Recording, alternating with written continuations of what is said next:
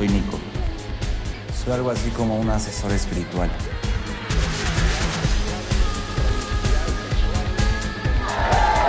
Hola, ¿Cómo estamos, maestro? ¿Cómo le va? muy bien, ¿y tú? Muy bien, feliz de poder hablar con usted. La vez pasada que platicamos, el tema era Noble Savage, su colaboración con él. Ahora podemos entrarle durísimo a Esto no es Berlín. ¿Cómo le va? Eh, Feliz, supongo, con las 12 nominaciones al Ariel. sí, la neta sí estoy muy contento. Ha sido sobre todo simbólicamente algo que me significa, ¿no? Como que había una sensación extraña de mi parte hacia la comunidad de México, pues, ¿no? O sea, como que yo siempre he vivido un poquito en la periferia, he sido, eh, ¿cómo decirlo? Como que he habitado el underground de verdad y los que vivimos eso en la periferia, por un lado estamos bien ahí, pero al mismo tiempo hay como ahora mismo hay como una sensación, ¿no? Eso como de que se acerque tu madre o así a darte un pequeño apapacho cuando ya te has hecho la idea de que esa relación está chida, ¿sí? Pero cuando sucede es muy bonito, ¿no? Y es que esta película ha dado mucho, han pasado cosas increíbles y la verdad que de alguna manera esto le hacía falta a la peli. No es que yo lo necesitara, pero es que es muy lindo cuando sucede. Es Sí, una sí, cosa, claro. Son de esas cosas ¿no? que uno tal vez no espera y no quiere, pero cuando llegan suena fabuloso, ¿no? No, pues sí te mueve algo que es profundo, o sea, es lo que te digo, es más allá de de los propios premios o de la propia nominación, es como esa cosa simbólica del medio, como finalmente diciendo, oh, sí, o sea, reconocemos tu trabajo, ¿no? Claro. Que yo llevo años en eso, pues. Claro, claro. Una película que también tiene un inicio bastante raro entre la escena, por ejemplo, mexicana, inicia en Sundance, ¿no? Sí, Eso da pie a que en muchos países tenga esta apertura. Esto no es Berlín. pues sí, o sea, ha sido muy loco porque efectivamente abren Sundance, que como que fue el festival perfecto para el plan de vida que yo tenía un poco montado en la cabeza a nivel como sueño idílico de querer venir acá a hacer cosas, ¿no? Por muchas razones. Y de repente en Sundance me empiezan a pasar unas cosas que nunca me imaginé en la vida que me iban a pasar. O sea, se me empieza a acercar gente de estudios y de lugares que yo tenía como un anhelo así lejano, ¿no? A decir, oye, ¿qué onda? ¿Qué traes? Queremos hacer algo contigo y tal. Y yo estaba así, ¿en serio? ¿Esto es real? ¿O qué onda, no? Me vengo a vivir a Los Ángeles a consecuencia de eso. De hecho, uno de los proyectos de los que he estado como trabajando este año y medio, me avisan ayer que prácticamente el proyecto está casi en luz verde, se filmaría probablemente en febrero, probablemente en la zona de Vancouver. Es una película que se llama Yosemite y que es una película, es un coming of age muy duro, muy duro, que produce Jim Parsons. Y está maravilloso, o sea, ya hasta les pedí permiso, oye, ya puedo decir que ustedes son los productores, ya, no digas mucho de qué se trata, pero ya puedes decir, porque esto ya viene, y eso es increíble, pues, o sea, me han pasado cosas muy especiales, la neta. Qué gusto, Y maestro. La última vez que platicamos con usted justamente nos comentaba que había ahí hay algo cocinándose. Qué gusto que ya se esté sí, dando. ahí hay una serie que ya llevamos un tiempo escribiendo, Max Zunino, que justo es mi co-guionista, y yo, de Esto no es Berlín, perdón, y yo estamos coescribiendo una serie que es nuestra, pues es de nuestra autoría, entonces vamos como creadores y productores ejecutivos, y estamos ya escribiendo el primer episodio. Ahí sí no nos han dado permiso de decir, ojalá que pronto ya se pueda decir más, porque además hace mucho sentido con tu programa y la neta será padre platicarlo porque también tiene que ver con música y con el espíritu rock and rollero que Perfecto. nos gusta, ¿no? Entonces, sí, han pasado cosas muy lindas. Entonces, de alguna manera era como raro pensar, chin, y en México al público le encanta, porque yo he recibido pues como unos mensajes bien bonitos de la gente que ha conectado. O sea, obviamente no todo el mundo tiene por qué conectar con la película, pero que hay mucha banda en México que ha conectado con la película. la hay y me han escrito cosas increíbles, o sea, de que, dijo, esta película me cambió para siempre, cosas muy lindas. Faltaba un poco esto, ¿no? Como sentir que el gremio también de alguna manera reconocía el trabajo, también en el país nuestro, ¿no? Claro, claro, y no es para menos justamente en este país porque afuera le ha ido maravilloso. ¿Cuál cree, maestro, que sea la clave del éxito de Esto no es Berlín? Porque bueno, muchos podrían pensar, se sitúa en una sola época, solamente la gente que ha estado en la contracultura por ahí No, al podría sentirse revés. identificada, pero no, me parece que está tan bien hecha que en cualquier país del mundo, en cualquier época, retrata a la perfección cómo se ve a esta contracultura a piedra y lodo. ¿Cuál cree usted que ha sido el mayor de los éxitos y por qué la clave? Mira, yo creo que esta película le gusta. Hace poco escuché, y no quiero mentirte de quién, boca de quién, pero era un músico que seguramente nos gusta a los dos, que decía que él, pero ahorita no sé, porque no es Bowie, pero decía, es que yo he escrito mis rolas para era un anglo, ¿no? No sé si es Morrison o quién, porque últimamente he estado, en fin, yo he hecho mi música para los outsiders, pero ¿no? La gente que vive como en el margen, los que han sido buleados, los que no son el coreback, los que, ¿sabes? Los que hemos vivido y dice, pero yo creo que es como el 70% de la gente, y por eso me ha ido también. Yo creo que por eso le ha ido también a esta película, porque esta película está hecha, pero sin embargo, quienes no lo son, que sí los hay, no entienden la película. No Claro. entienden esa fascinación, como que más bien dicen, ay, está como medio entre muy dura, y como que no conectan con esa fascinación que nos producen cierto tipo de cosas a los que sí hemos vivido en la periferia y que de esa periferia hemos encontrado una estética y una fuerza de salir adelante en este tipo de manifestaciones musicales y de contracultura, ¿no? Entonces, o sea, yo te diré que he tenido como de las más mágicas presentaciones de la película, han sido, no sé, por ejemplo, en Tribeca o en Londres, que yo decía, güey, ¿qué le va a decir esta película a gente de Londres que, ¿no? Como Joy Division, Roxy Music nació acá, ¿no? Y al contrario, era como justamente tu generación súper conectada con el soundtrack. Yo siento que tu generación justamente ha recuperado esta esencia de lo que significa estar en la periferia, lo que es la contracultura, y justamente este ámbito musical se lo han hecho propio, y de hecho ahí, ya lo platicábamos cuando lo de Noble Savage, hay como un enorme movimiento nuevo de bandas, sobre todo, bueno, y también en México las hay, ¿no? Pero acá y en Europa hay bandas súper jóvenes haciendo dark wave y cold wave y post-punk y así con una entrega. Creo que hay más bandas ahora que las que había antes, ¿no?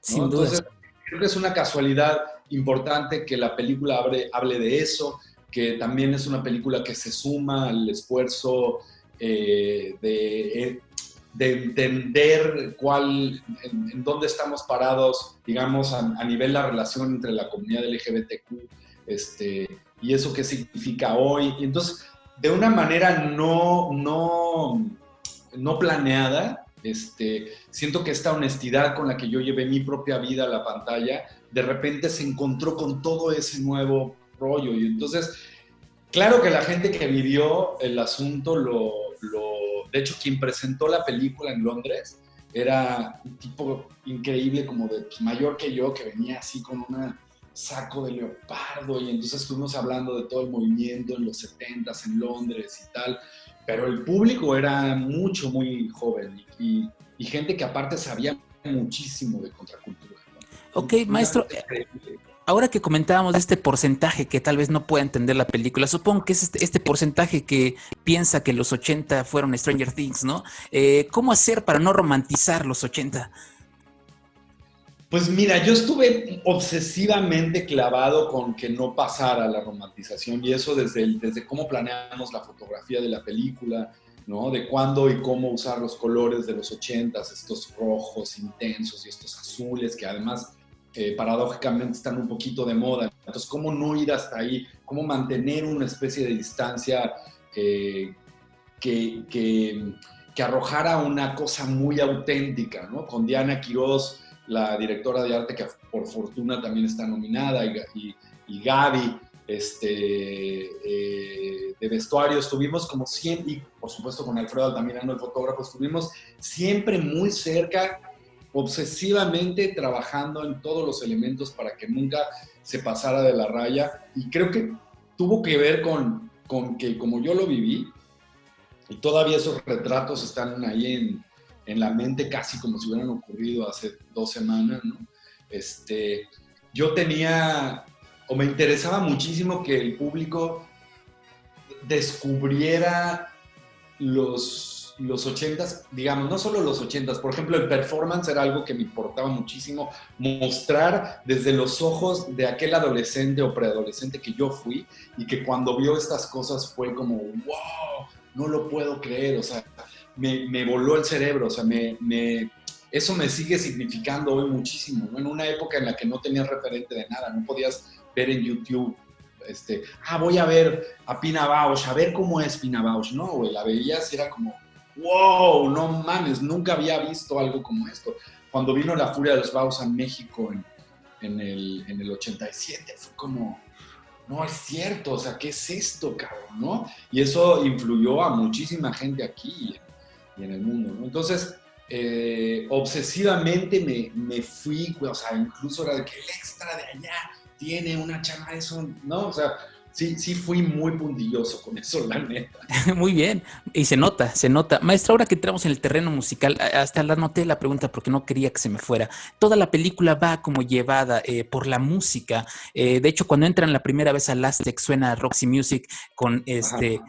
Nunca nada dura para siempre, dice la canción, y efectivamente ahí se acaba una parte de su vida. ¿Cómo fue el escoger todas estas canciones que me parece que fueron perfectas? Pues fíjate, fue muy gozoso porque este es el soundtrack de mi vida, realmente, ¿no? O sea, hay cosas que me importaban mucho, que no sabía cómo iba a lograr, ¿no? Desde poder leer a Patti Smith en boca de Rita, tener mis rolas favoritas de Clan of Simons, de Joy Division, de Roxy Music, pues yo fui metiendo al final acabé siendo yo quien hizo la selección musical. Tuvimos personas que primero nos ayudaron, pero al final yo prefería hacer la selección musical porque íbamos editando y entonces yo iba a decir, hijo, aquí quiero a Instursende y aquí tal, y yo no sabía cómo la música se acababa, pues, ¿no? De hecho, a la fecha no sé muy bien cómo lo vamos a acabar. Lo debemos, la neta, seguimos debiendo, ¿no? Y ahí se van pagando los, qué sé yo. Y al final, bueno, estaba esa película y justamente fue con mi socia que me apoyó cabrón en eso, fue como, ¿qué hacemos? O sea, esta película es así, y dijimos, va con todo, y afortunadamente entró Paulina Márquez a ayudarnos a tramitar los derechos, pues con mucho interés de que sí se consiguieran lo más baratos posibles, pero igual ahí sí se invirtió una lana.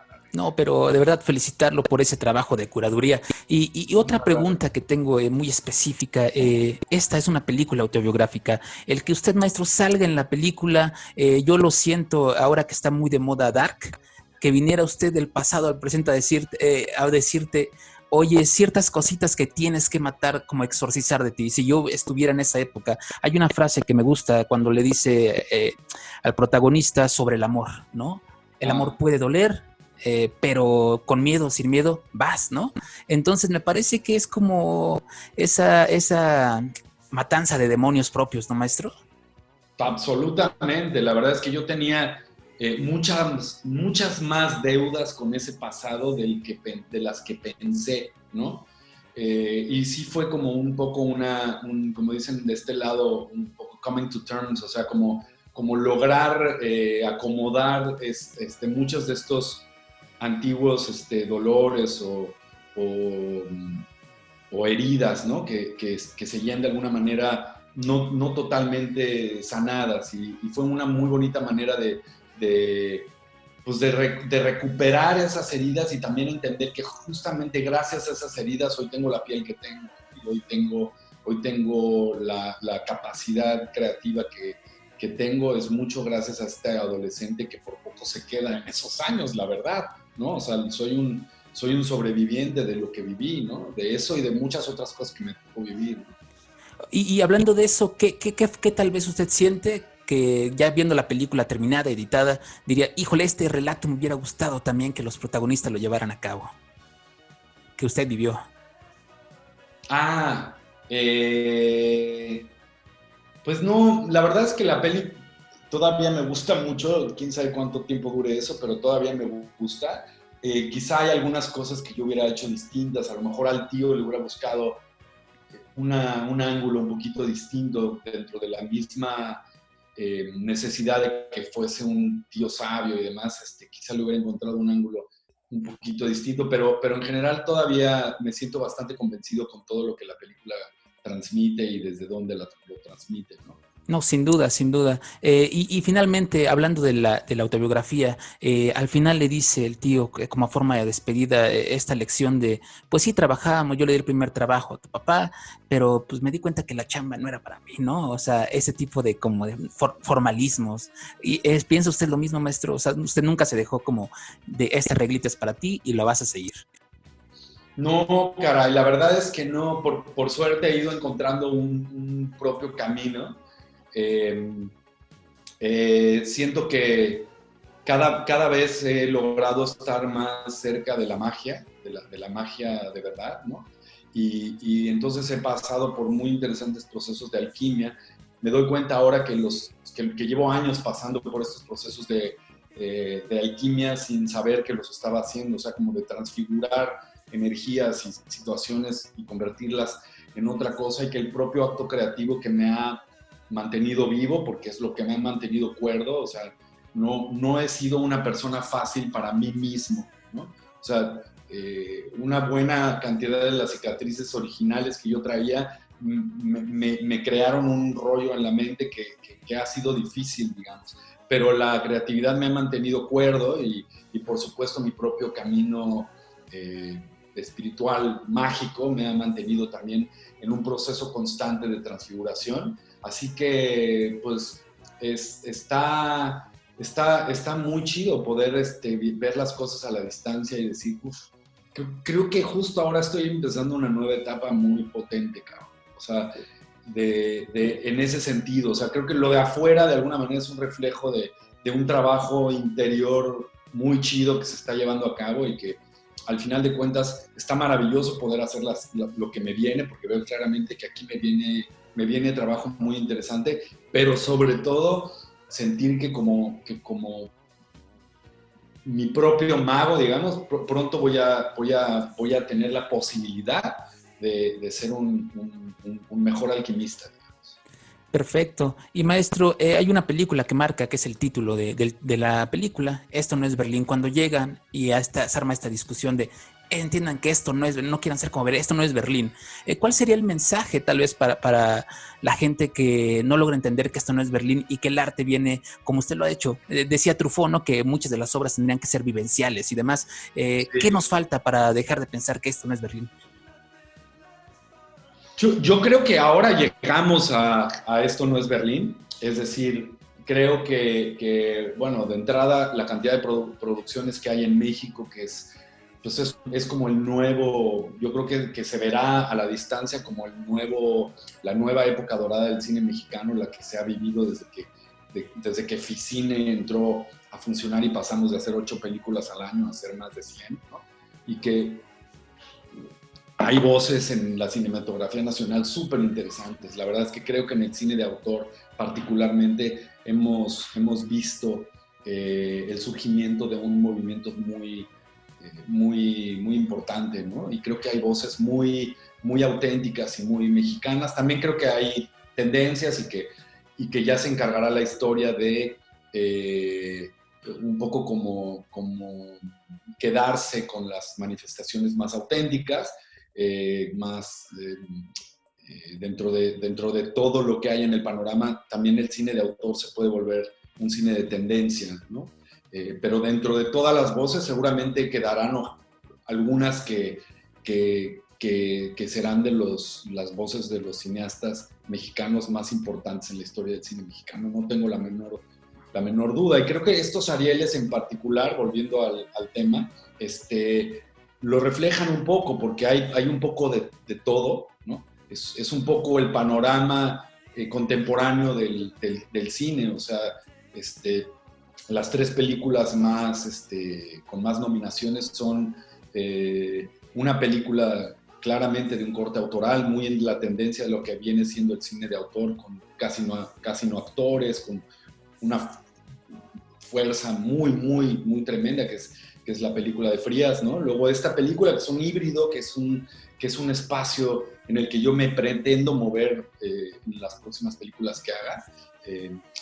Hice mis 3 películas anteriores son películas casi artesanales, muy chiquitas, muy íntimas. Esta película es un poco un híbrido y por eso Sundance será el festival perfecto para esta película. Y después una película que es de una tendencia un poco más comercial, que es la de que es Polvo, y que sin embargo es una película pues súper bien hecha, súper redonda, que implica también una nueva manera de ver el cine de entretenimiento, ¿no? Un cine como que se sale de los cánones de la comedia romántica, es otro tipo de comedia, es otro tipo de apuesta, ¿no? Y me parece muy valioso eso. La verdad es que justamente los Arieles estén retratando de alguna manera, hayan tomado un ejemplo de las muchas distintas maneras que tenemos de hacer cine. Por ahí está Complot Mongol, por ahí está también, por supuesto, La Asfixia de Kenia Márquez, que también es una película más de corte autoral. O sea, hay como un poco un universo bastante grande. Sí, que de pronto merece la pena que la gente le eche un ojo, ¿no? Que no le tenga miedo a este tipo de cine. Maestro, agradecerle de verdad muchísimo el tiempo, muchísima suerte, le va a ir seguramente bastante bien, estaremos festejando a la distancia. Le agradecemos el tiempo y pronto nos vemos por acá para platicar de sus proyectos. Claro, ahí viene otro sencillo, ya estamos cerquita y espero que te guste porque viene chido. Perfecto, un saludo para Noble Savage y un abrazo enorme. Gracias. Cuídese mucho. Bye bye. Un abrazo grande.